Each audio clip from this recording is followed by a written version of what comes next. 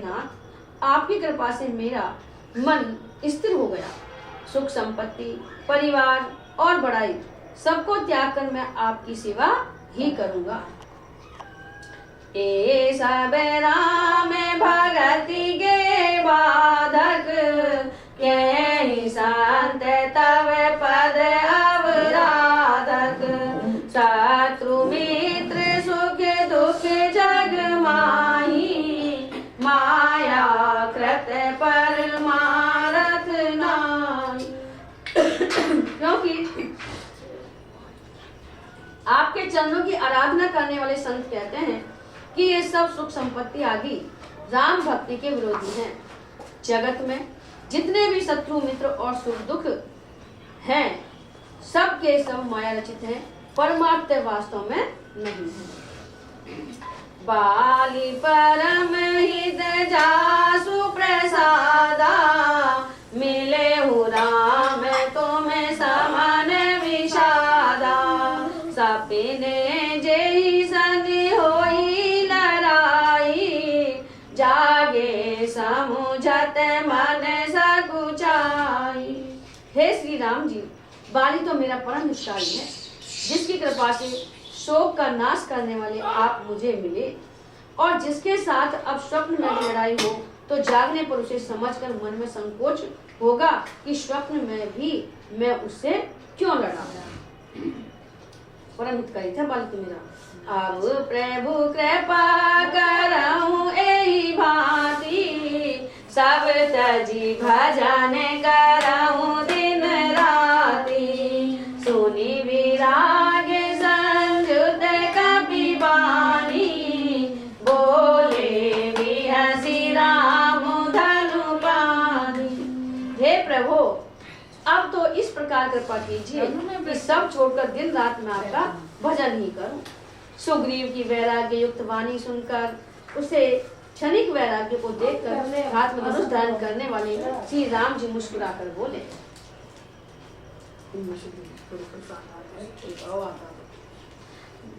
मुस्कुराकर बोले, जो कछु कहेहु सत्य सब सोई, सखा वचन मम मृषा न होई।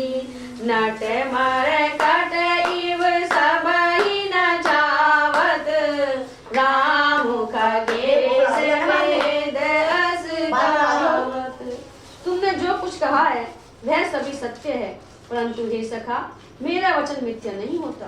अर्थात बाली मारा जाएगा और तुम्हें राज्य मिलेगा। काकभूषण जी कहते हैं कि हे पक्षियों के राजा गरुड़, नट जो मदारी के बंदर की तरह श्री राम जी सबको नचाते हैं, वे ऐसा कहते हैं। रघुपति ये रहता जो चाहिए शाम को।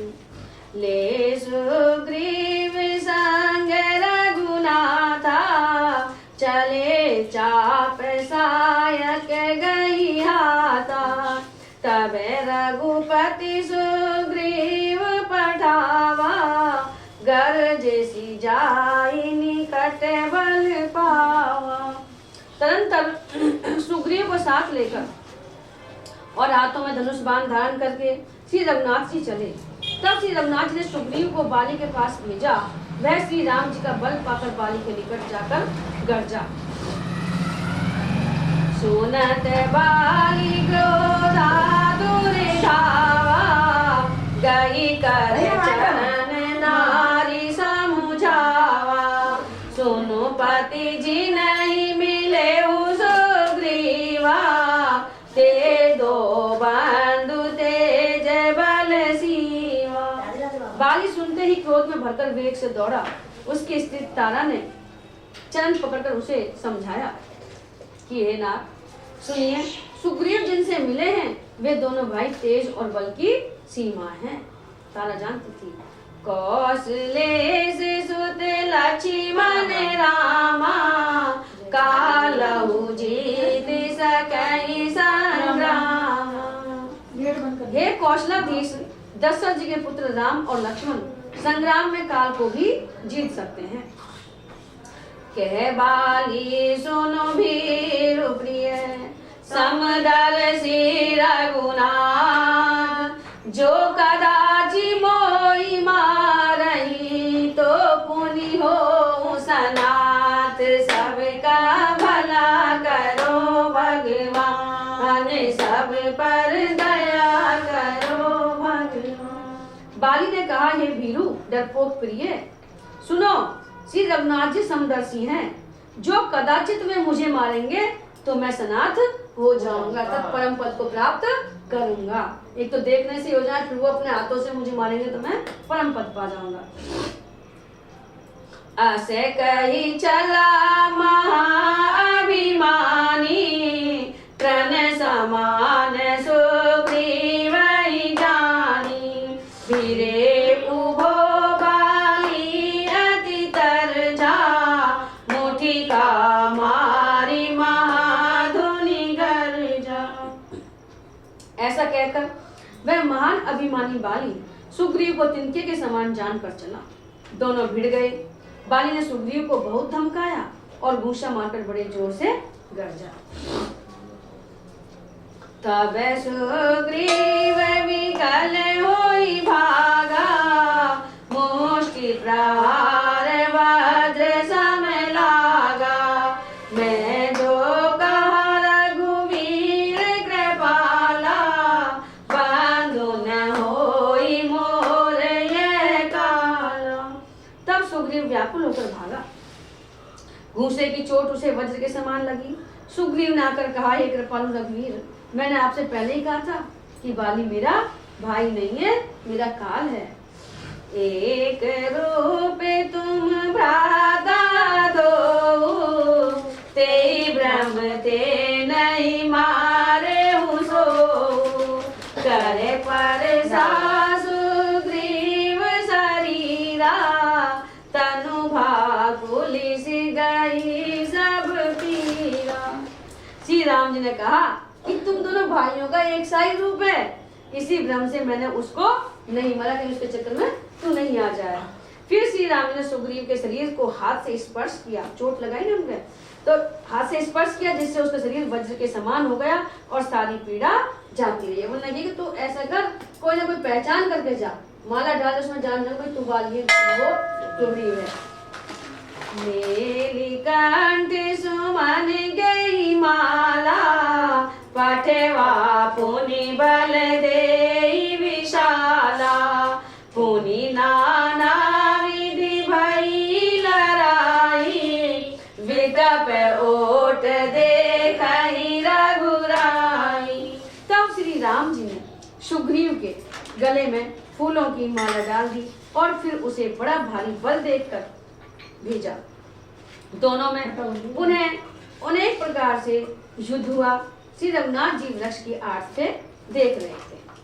पहुँचल बल सुग्रीव कर, हिय हारा भय मान, मारा बाली राम तब हृदय मांझ सरतान, सबका भला करो भगवान, सब पर दया करो भगवान। सुग्रीव ने बहुत से छल बल किए, किंतु अंत में भय मानकर हृदय से हार गया। तब श्री राम ने तान कर बाली के हृदय में बाण मारा। पराविकल मही सर्गे लागे, पुनि उठी बैठी देख प्रभु आगे, श्याम गात सिर जटा बनाए, अरुण नयन सर चाप चढ़ाए। बाण के लगते ही बाली व्याकुल होकर पृथ्वी पर गिर पड़ा, किंतु प्रभु श्री रामचंद्र जी को आगे देखकर वह फिर उठ बैठा। भगवान का श्याम शरीर है, सिर पर जटा बनाए हैं, लाल नेत्र है, बाण लिए है और धनुष चढ़ाए हैं। आज ही आओ तो पुनि पुनि चितई चरण चित दीना, सुफल जन्म माना प्रभु चीना, हृदय प्रीति मुख वचन कठोरा, बोला चितई राम की ओरा। बाली ने बार बार भगवान की ओर देखकर चित्त को उनके चरणों में लगा दिया। प्राण जब छूटते हैं तो भगवान के चरण में, भगवान के नाम में मन लगा होना चाहिए। प्रभु को पहचान कर उसने अपना जन्म सफल माना कि भगवान के हाथों से मैं परम पद प्राप्त कर रहा हूँ। उसके हृदय में प्रीति थी पर मुख में कठोर वचन थे। वह श्री राम जी की ओर देखकर बोला, मुख में नहीं, तुमने मुझे क्यों मारा है, क्या कारण है? तो पूछ रहे हैं वो, बाली कह रहे हैं, धर्म हेतु अवतरे हूँ गोसाई, मारे हूँ मोहि व्याध की नाई, मैं बैरी सुग्रीव प्यारा, अवगुण कवन नाथ मोहि मारा। हे गोसाई, आपने धर्म की रक्षा के लिए अवतार लिया है और फिर मुझे व्याध की तरह छिपकर मारा है। मैं बैरी हो गया और सुग्रीव तुम्हारा प्यारा हो गया। हे नाथ, किस दोष से आपने मुझे मारा है, मुझे ये तो बताओ।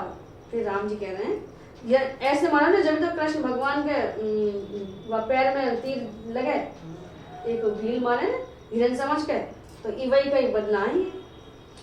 जब भगवान ही ना बचा तो अपन कहाँ से बचेंगे।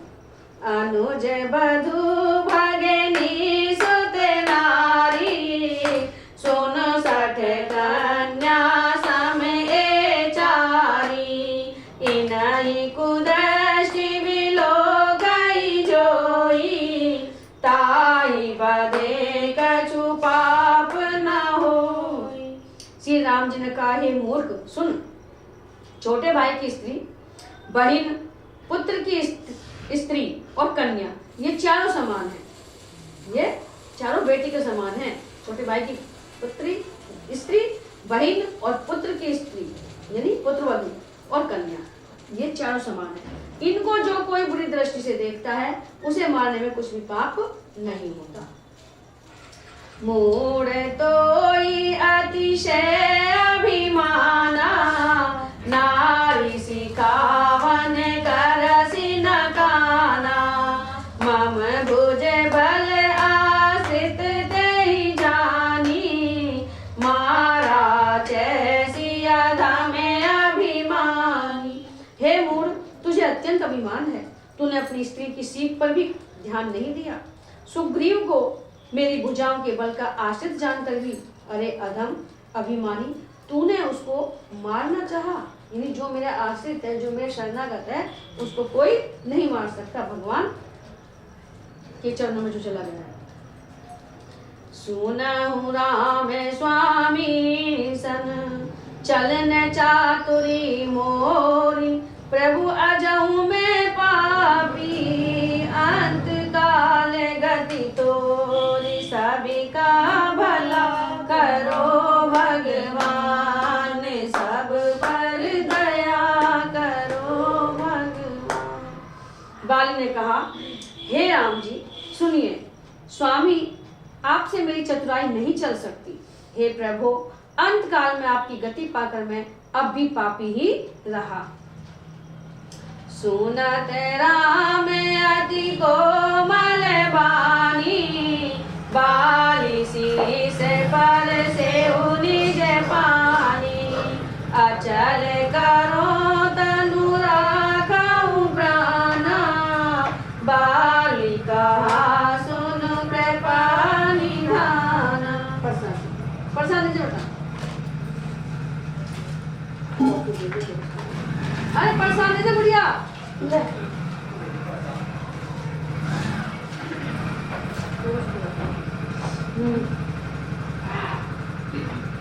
केला देख के बंदर ना आ जाएगा।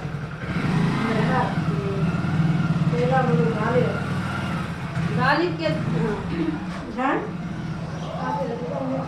तीन दिन जलवाए खास कर उठा लो, कोई बात नहीं।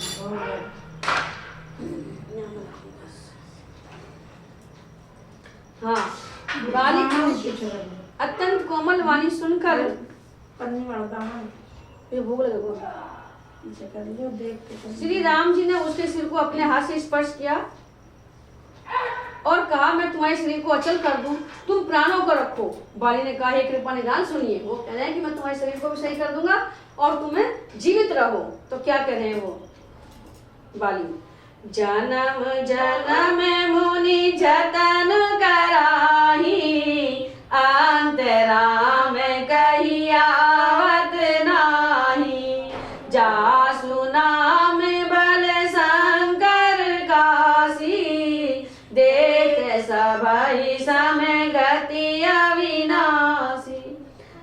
बाली कह रहे हैं मुनिगण जन्म जन्म यानी प्रत्येक जन्म में अनेकों प्रकार का साधन करते हैं, फिर भी अंत काल में उन्हें राम नहीं कहना आता ही, मुख से राम नाम नहीं निकलता। जब बोला समय ना अंत समय क्या राम राम बोल, तो शुरू से बोलिए जो बोला उन्हें नाम बोले राम राम। जिनके नाम के बल से शंकर जी काशी में सबको समान रूप से अविनाशी मुक्ति देते हैं। ममिलोचन गोचर सोई आवा, बहुरे की प्रभु अस बन ही बनावा।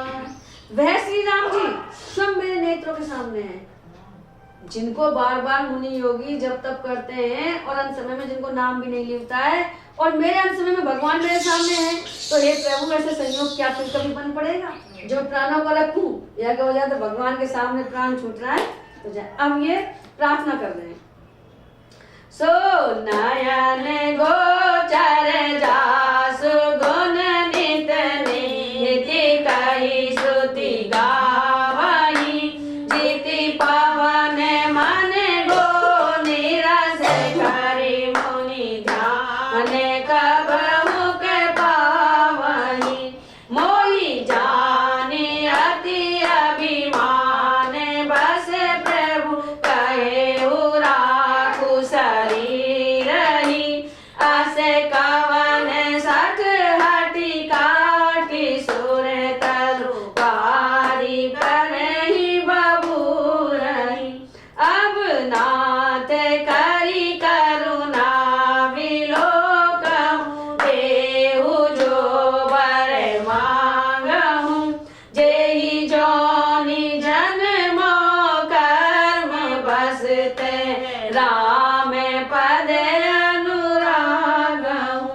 यह तने मम सम विनय भल कल्याण प्रद प्रभु लीजिए, गई बांसुर नर ना आपन दास अंगद कीजिए।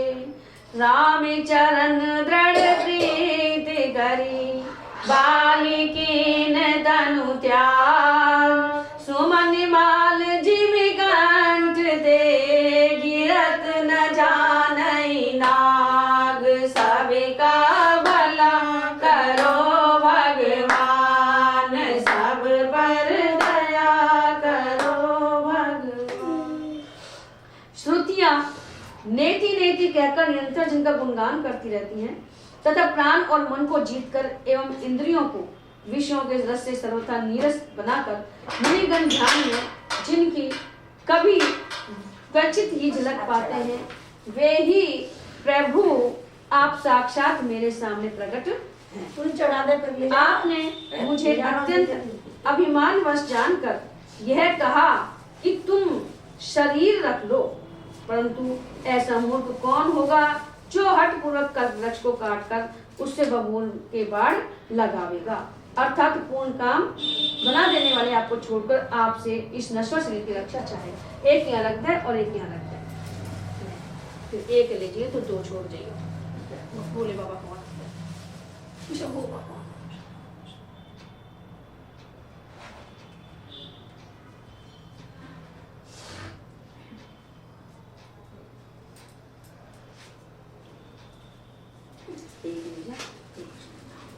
हे नाथ, अब मुझ पर दया दृष्टि कीजिए और मैं जो वर मांगता हूँ उसे दीजिए।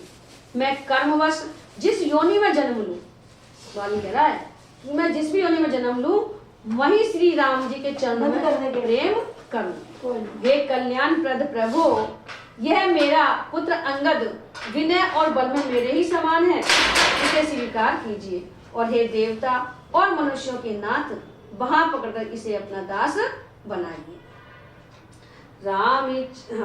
श्री राम जी के चरण में दृढ़ प्रीति करके बाली ने शरीर को वैसे ही आसानी से त्याग दिया जैसे हाथी अपने गले से फूलों की माला का गिरना नहीं जाने। इन्हीं वैसे तो बहुत कष्ट होता है जन्म मरण में, लेकिन जो भगवान के चरणों में जिनकी प्रीति होती है वो शरीर को ऐसे त्यागते हैं जैसे कि या तो गाय के खुर का पार करना या फिर माला जैसे हाथी कैसे गिर जाती तो पता ही नहीं पड़ता है। ऐसे उन्होंने अपने शरीर को त्याग दिया।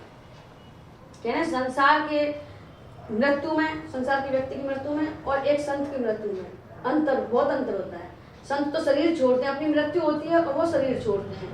जैसे एक पट्टा है लकड़ी को और वहाँ पे चद्दर बिछा दी और दूसरा पट्टा है वहाँ पे चद्दर बिछा दी, तो एक को तो बहुत सारी कील गाड़ होती है और एक पे एक कील ना है। तो संत लोगों के अंदर तो कोई मोह माया कोई भी नहीं होता है, कुछ भी ईर्ष्या द्वेष द्वंद्व जो, और अपने अंदर बहुत सारी कीलें भरी पड़ी है, कहीं मोह है, कहीं माया है, कहीं इच्छा है, कहीं द्वेष है, कहीं ईर्ष्या है। तो अपना शरीर जब निकलेगा प्राण तो अपना जर्जराट करेगा, क्योंकि एक तरफ तो अपना मोह में फंस रहा, मेरा बेटा, मेरी बेटी, मेरे पैसों, मेरा मकान, और वो बिल्कुल रोज सोते हैं, जो मृत्यु को वर्ण करके सोते हैं संत लोग कि हम सब काम से निवृत्त है, चाहे आज ही ले जाए। तो वो मृत्यु बता उनकी ऐसे मृत्यु हुई है जैसे शरीर छोड़ो, जैसे हाथी के गले से फूल माला गिर जाती है। राम बाली निज धाम पठावा, नगर लोग सब व्याकुल धावा, नाना विधि विलापी कर तारा, छूटे केस न दे संभारा। श्री रामचंद्र जी ने बाली को अपने परम धाम भेज दिया। नगर के सब लोग व्याकुल होकर दौड़े। बाली की स्त्री तारा अनेकों प्रकार से विलाप करने लगी। उसके बाल बिखरे हुए और देह की संभाल नहीं है। तारा विकल देगी रघुराया, दीन ज्ञान हरि लीनी माया, क्षिति जल पावक गगन शरीरा, पंच रचित अति अधम शरीरा। तारा को व्याकुल देखकर श्री रघुनाथ जी ने उसे ज्ञान दिया। भगवान ने कहा और उसकी माया जो अज्ञान था वो हर लिया। उन्होंने कहा कि ये जो शरीर है ये 5 तत्वों से मिलकर बना हुआ है, पृथ्वी, जल, अग्नि, आकाश और वायु। इन 5 तत्वों से ये अत्यंत अधम शरीर रचा गया है। आपन भी शरीर को प्यार नहीं करते, शरीर के अंदर जो भगवान बैठा हुआ है उसको प्यार करते हैं। अगर शरीर से प्यार करें तो मरने के बाद भी शरीर को रखना चाहिए ना हमें। जब वो तत्व निकल जाता है तो उसके बाद अपन उसको जला देते हैं। तो प्रेमानंद महाराज जी भी कहे कि इसके अंदर जो बैठा भगवान है ना उससे प्यार कर रहे हो तुम। शरीर का क्या है, शरीर तो ये मिट्टी में मिल जाएगा, मिट्टी है, ये मिट्टी का बना है। अगर तुम इससे प्यार करते तो उसको भी रखो फिर पीछे, मरने के बाद तो अपने 1 सेकंड भी नहीं रहते उसको। तो अब ये तारा की जो माया है वो तो हर ली अविद्या को, और भगवान ज्ञान दे रहे हैं कि शरीर के लिए तुम रोती हो, ये शरीर तो 5 तत्वों से बना हुआ है, पृथ्वी, जल, अग्नि, आकाश और वायु। प्रगट सो तनु तवे आगे सोवा, जीवनीत के ही लगी तुम्हें रोवा, उपजा ज्ञान चरण तब लागी, लीन सी परम भगति बर मांगी। वह शरीर तो प्रत्यक्ष तुम्हारे सामने सोया हुआ है। शरीर से तुम प्रेम करते तो शरीर तुम्हारे सामने सोया हुआ है सामने, और जीव नित्य है, जीव का नाश नहीं होता, जो आत्मा है उसको नष्ट नहीं किया जा सकता। फिर तुम किसके लिए रो रही हो ये बताओ। शरीर के लिए रो रही हो तो शरीर तुम्हारे सामने हैगा, और जीव के लिए रो रही है तो जीव नित्य और मरता नहीं है। अगर आप उसको मरने की सोच रहे हो, जब ज्ञान उत्पन्न हो गया तब वह भगवान के चरणों लगी और उसने परम भक्ति का वर मांग लिया कि मुझे परम भक्ति दे। उमा दारू जो शीत की नाई, सबई न चावत राम गोसाई, तब सुग्रीव ही आया सुदीना, मृतक कर्म विधिवत सब कीना। शिव जी कहते हैं, हे उमा, स्वामी श्री राम जी सबको कठपुतली की तरह नचाते हैं। हम सब नाच रहे हैं, हम सब नाटक ही कर रहे हैं संसार में। तदनंतर श्री राम जी ने सुग्रीव को आज्ञा दी और सुग्रीव ने विधि पूर्वक बाली का सब मृतक कर्म संस्कार किया। राम कहा अनुजई समुझाई, राज देव सुग्रीव जाई, रघुपति चरण नाई करी माथा, चले सकल प्रेरित रघुनाथा। तब श्री रामचंद्र ने छोटे भाई लक्ष्मण जी को समझाकर कहा कि तुम जाकर सुग्रीव को राज्य दे दो। श्री रघुनाथ जी की प्रेरणा से सब लोग श्री रघुनाथ जी के चरणों में मस्तक नवाकर चले। लक्ष्मण तुरंत बुलाए, पुरजन वे प्रसवाज, राज दीन सुग्रीव के, अंगद के जुविराज, सबका भला करो भगवान, सब पर दया करो भगवान। लक्ष्मण जी ने तुरंत ही सब नगर निवासियों को और ब्राह्मणों के समाज को बुला लिया और उनके सामने सुग्रीव को राज्य और अंगद को युवराज पद दे दिया। उमा राम समहित जग माही, गुरु पितु मातु बंधु प्रभु नाही, सुर नर मुनि सबके यह रीति, स्वार्थ लागी करई सब प्रीति। हे पार्वती, जगत में श्री राम जी के समान हित करने वाला गुरु पिता माता बंधु और स्वामी कोई नहीं है, जो निस्वार्थ भाव से भगवान अपना भला करते हैं, हित करते हैं। देवता मनुष्य और मुनि सबकी यह रीति है कि स्वार्थ के लिए ही सब प्रीति करते हैं। अपन कोई चला जाता है तो अपने स्वार्थ के लिए ही रोते हैं और नहीं तो कोई फर्क नहीं पड़ता, कोई जा रहा है पर अरे वाह तो मेरा यह काम कर देगी, जाके मरद हो मैं। बाली त्रास व्याकुल दिन राती, तन बहु ब्रन चिंता जल छाती, सोई सुग्रीव कीन कपिराहु, अति कृपाल रघुवीर सुभाऊ। जो सुग्रीव दिन रात बाली के भय से व्याकुल रहता था, जिसके शरीर में बहुत से घाव हो गए थे और जिसकी छाती चिंता के मारे जला करती थी, उसी सुग्रीव को उन्होंने वानरों का राजा बना दिया। जो पहले चिंतित रहता, डरा हुआ रहता था, उसी को भगवान ने, भगवान की शरणागत हो गई, मित्रता हो गई तो उसी को राजा बना दिया। यानी भगवान की शरण में जाते सब सुखी हो जाते, सब कुछ मिल जाता है। श्री रामचंद्र जी का स्वभाव अत्यंत ही कृपालु है। जानता हूँ अस प्रभु परिहरहि, कायन विपति जाल नर परहि, पुनि सुग्रीव लीन बोलाई, बहु प्रकार नृपनीति सिखाई। जो लोग जानते हुए भी ऐसे प्रभु को त्याग देते हैं कि खूब पता है कि प्रभु क्षण में जाते हैं सब कुछ मिल जाएगा, लेकिन फिर भी आप उनको याद नहीं करते हैं, वे क्यों न विपत्ति के जाल में फंसे। तो जो भगवान को बुलाएंगे तो विपत्ति में फंसेंगे ही। फिर श्री राम जी ने सुग्रीव को बुला लिया और बहुत प्रकार से उन्हें राजनीति की शिक्षा दी।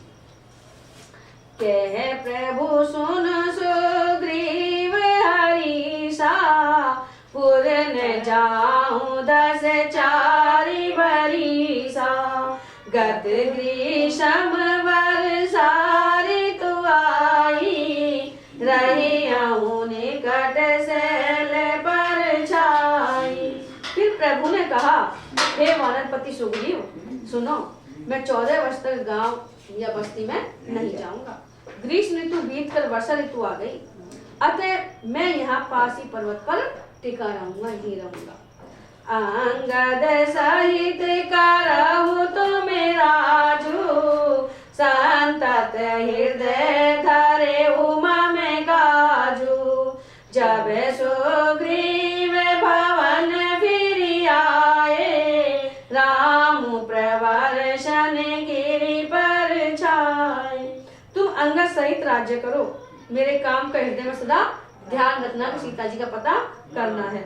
जब सुग्रीव जी घर लौट आए तब श्री राम जी प्रवसन पर्वत पर जाके प्रथम ही देवन गिरी गुहा, राखे रुचिर बना, राम कृपा निधि कछु दिन वास करेंगे आए, सबका भला करो भगवान, सब पर दया करो भगवान। देवताओं ने पहले से ही उस पर्वत की एक गुफा को सुंदर बना रखा था। उनको पता था कि उन्होंने सोच रखा था कि कृपा की खान श्री राम जी कुछ दिन आकर यहाँ निवास करेंगे।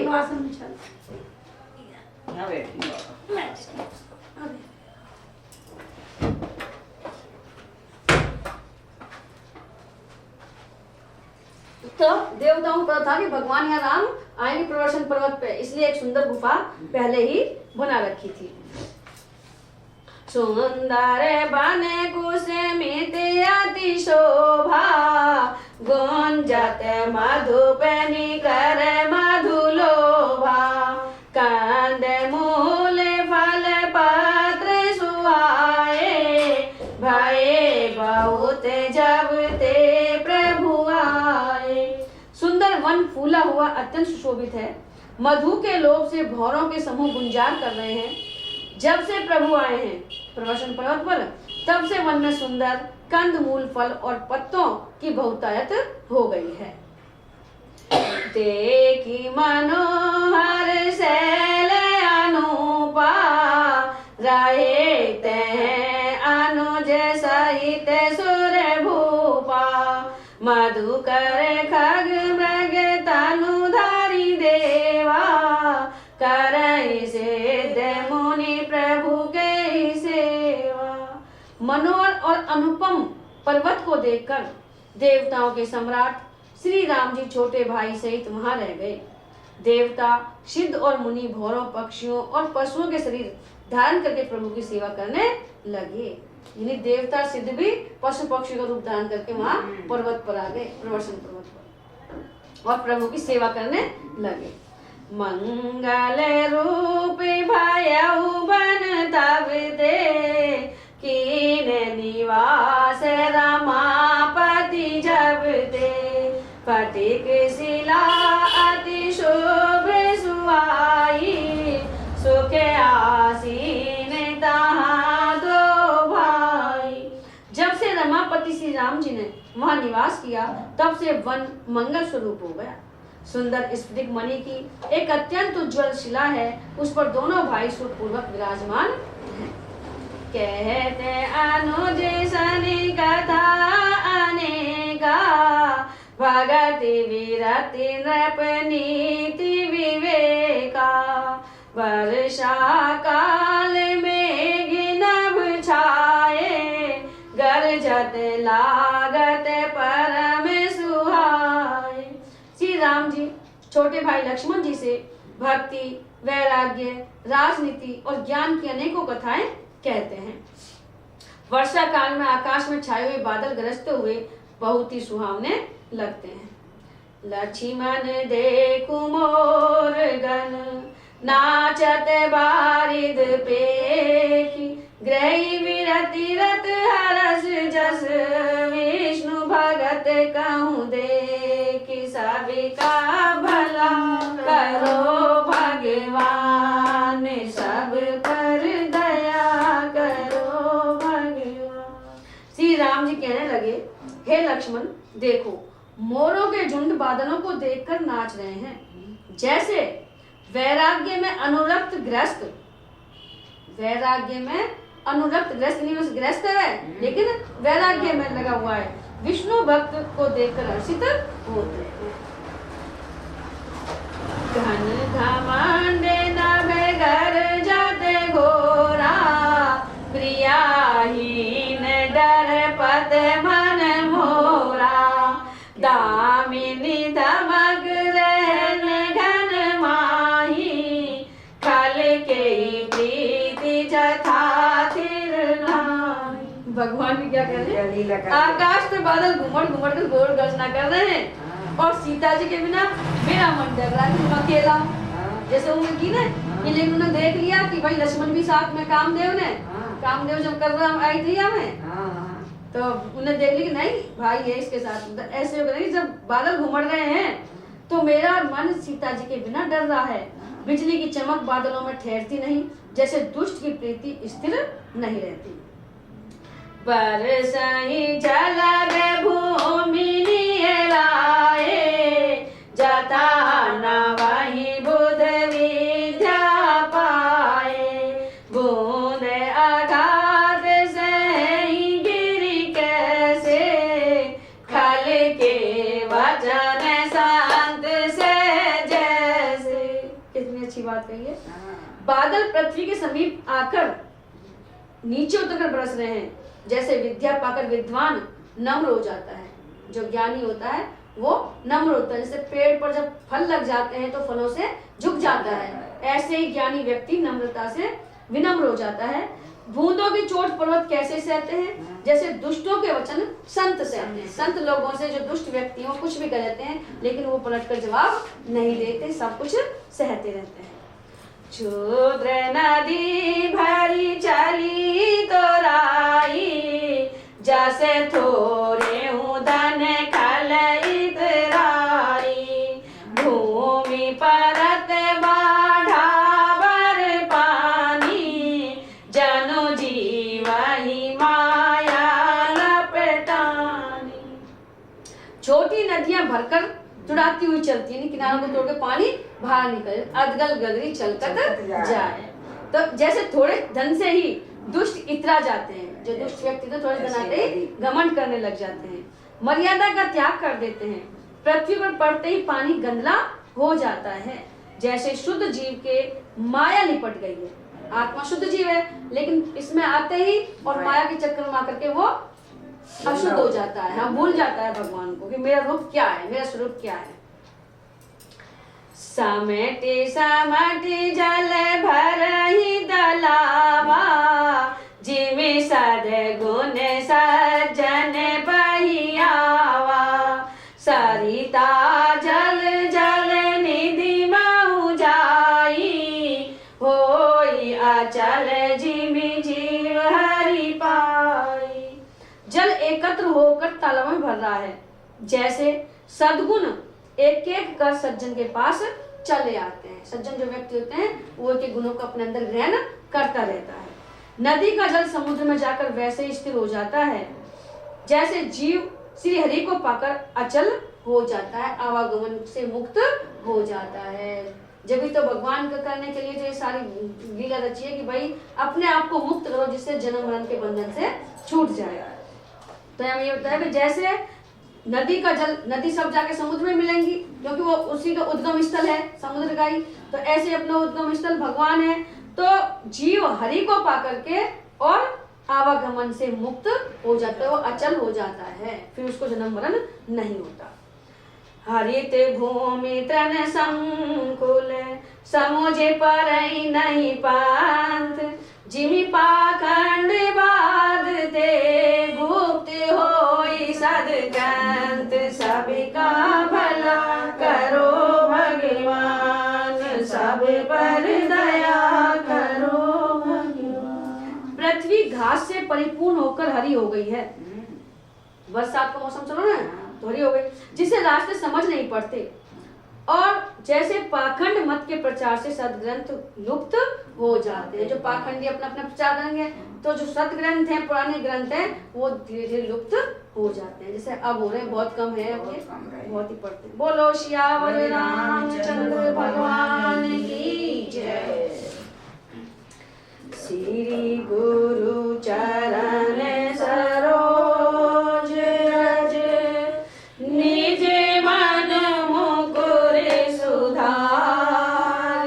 वरनहुँ रघुवर विमल जसु, जो दायक फल चार। बुद्धिहीन तनु जान के, सुमिरो पवन कुमार। बल